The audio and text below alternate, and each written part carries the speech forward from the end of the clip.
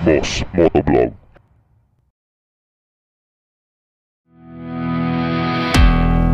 Ngayong araw, balikan natin ang isang motorsiklo na minsan ang naghari sa kakalsadahan ng Pilipinas. Bukod sa MIUI 125, ito ang isang motor at icon ng Suzuki. Discontinued na ito, pero hanggang ngayon makakakita ka nito dahil sa tigas at tibay ng makina nito ay alam kong hindi ka nito ipinahiya sa mga panahong kabataan mo at nag-ride ka ng malayo kasama ng motor na ito. Medyo malakas nga lang lumamon ng gasolina dahil 125cc ito at carburetor pa noon, pero sigurado naman akong nasulit mo ang motor na ito.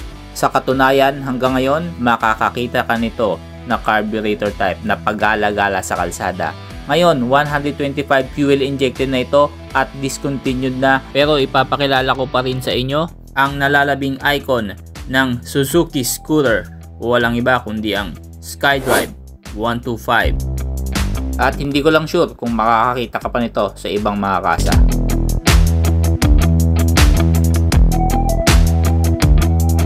Step 125 ang entry level ng Suzuki pagdating sa scooter at sinundan ng Hayate, at pagkatapos naman noong 2009 ay inilabas ang pinakabago, ang SkyDrive 125 carburetor pa noon, pero ngayon fuel injected na ito noong 2019 at 2020 ay na-discontinue na rin ito. Pero may mga nalalabi pa kagaya nito sa motor trade. Dito nyo siya makikita. Pailan-ilan na lang ito at siguro isa ka sa mga pinakamaswerte kung makakakuha ka pa nito. Dahil nga yung mga makina noon, design talaga yan. Patibayan po ang makina noon. Hindi kagaya ngayon. Ang mga makina ng motor ngayon may certain time na pagdating ng panahon kailangan mo na magpalit ng mga pyesa nito. Dahil noon talagang patibayan. Kung sino ang matitira sa kalsada, siya ang pinakamatatag na makina. At isa itong SkyDrive sa isa sa mga nakikita pa natin hanggang ngayon. Pa-change oil lang yan at palit-palit ng gulong. Kagaya nitong motor na nasa harapan natin ngayon, Hayate 125. Ito ang sumunod sa step 125. At ang sumunod naman dito, SkyDrive 125 na carburetor. Iisang makina lang ang step 125, Hayate 125 at ang SkyDrive 125. At ito yung mga naunang model ng scooter ng Suzuki dito sa Pilipinas. 2006 ang step 125 sinundan ng Hayate, at noong 2009 naman itong SkyDrive 125 na carburetor, at ang pinakahuli nga ginawa nilang fuel injected ito na discontinue dito noong 2020 at pinalit nga yung SkyDrive crossover naked handlebar ng Suzuki. Pinalakas ng 124.1cc engine, 4-stroke, single cylinder, single overhead cam, 2 valves ang motor na ito, at ito ay merong kick and electric starter. Kaya magkarga ng 4 liters ang kanyang tangke. Air-cooled ang kanyang cooling system. Ito ay automatic at hindi mo na kailangan magpalit pa ng mga cambio. Napaka-komportable, dagdag mo pa ang kanyang gulay board na very user-friendly for Asian market.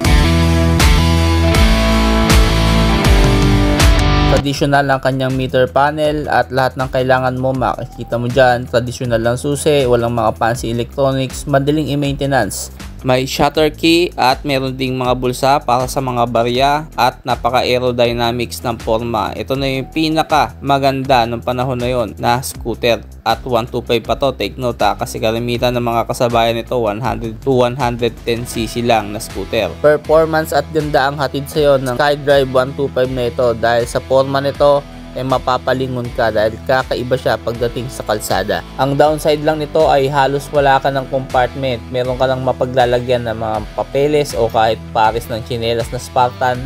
Ganun lang kaliit ang kanyang compartment. Pero hindi yun iniisip ng mga enthusiast na motor na ito dahil nga sa forma, bibihira ka lang makakita nito at ang dami nagkakagusto dahil 125cc na scooter nga. Bukod dyan, ang lapad din ng kanyang mga ilaw. Dalawa ang bulb ng headlight nito, kasama na dyan ang turn signals pati yung park light. Magkakasama integrated sa isang assembly. Kaya kung titingnan mo siya, apakalaki talaga kung papansinin mong maigi. Isang napakagaang na motor na 110 kg lang at 770mm lang ang seat height. Pasok na pasok sa mga Pilipino typical na kagaya natin.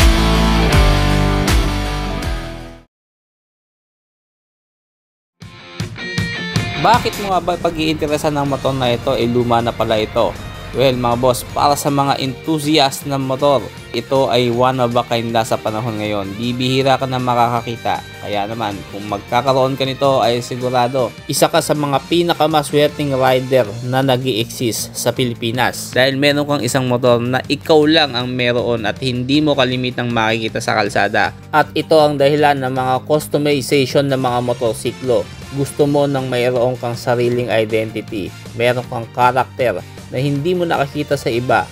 Yan ang hangad ng mga enthusiast. Kung ikaw ay Generation Z ay ngayon mo lang makikita ito, mamamangha ka at magtatanong ka siguro saan mo nakuha yung motor na yan. Yan ang nakukuha pag meron kang isang motor na rare at bibihira mo lang makita sa kalsada. Mabibili mo dito sa Motor Trade ng 78,900. Pero ding hulugan kung gusto mo.